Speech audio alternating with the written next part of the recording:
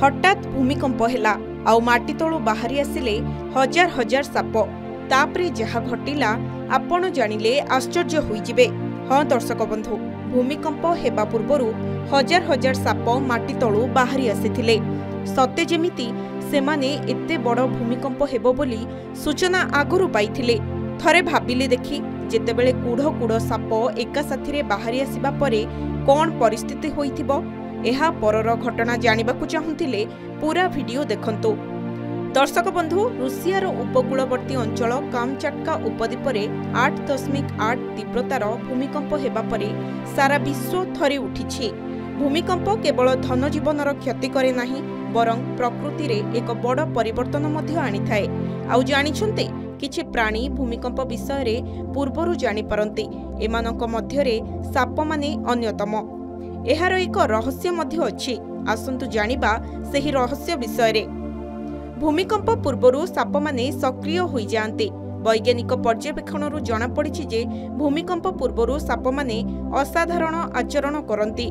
आउ भूकंप हेबा पूर्वरु सेमाने गातरू बाहरी आसंती, चारिआडे घुरी बुलंती किंबा नर्भस देखा जांती। साप माने भूमि तले घटुथिबा छोट छोट कंपन एवं विद्युत चुंबकीय परिवर्तन को मध्य अनुभव करि पारंती।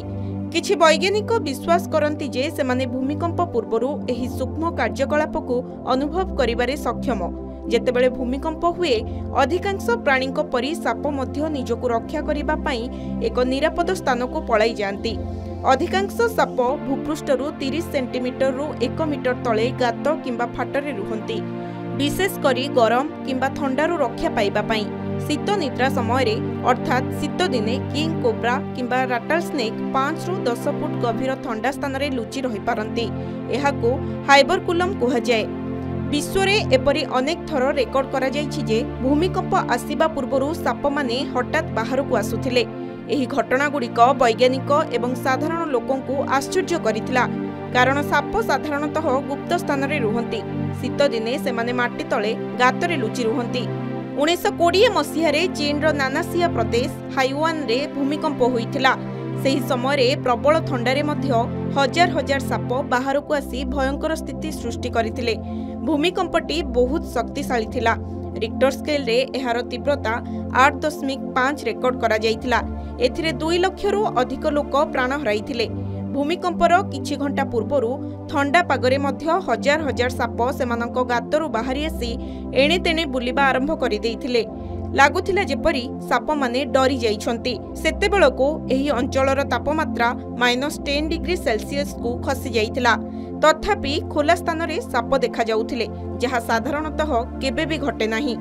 साप मानकर एही आचरण आज मध्य मने रखिचन्ति चीनवासी। सेहीपरि 1976 मसीहारे चीनर तांगसान प्रदेशर यूशान रे एक बड़ भूमिकंप होइथिला। दिनटी थिला 28 जुलाई 1976। रिक्टर स्केल रे भूमिकंपर तीव्रता थिला 7.6। एथिरे 2,40,000 लोक प्राण हराइथिले। भूमिकंपर गोटे दिन पूर्वरु साप पल बाहरकु आसुथिबा देखा जाइथिला।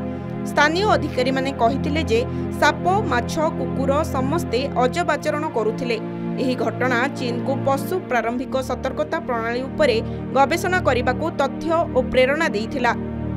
भारत रे मध्य एहा घटितिला। 2001 मसीहारे गुजरात भुजरे एक बड़ धरणर भूमिकंप होइथिला। दिनटी थिला जनवरी 26। रिक्टर स्केल रे एहार तीव्रता 7.7 रहिथिला। भूमिकंप परे सेही अंचल रे साप बहु संख्या रे बाहरकू बाहरी आसुथिबा देखा जाइथिला।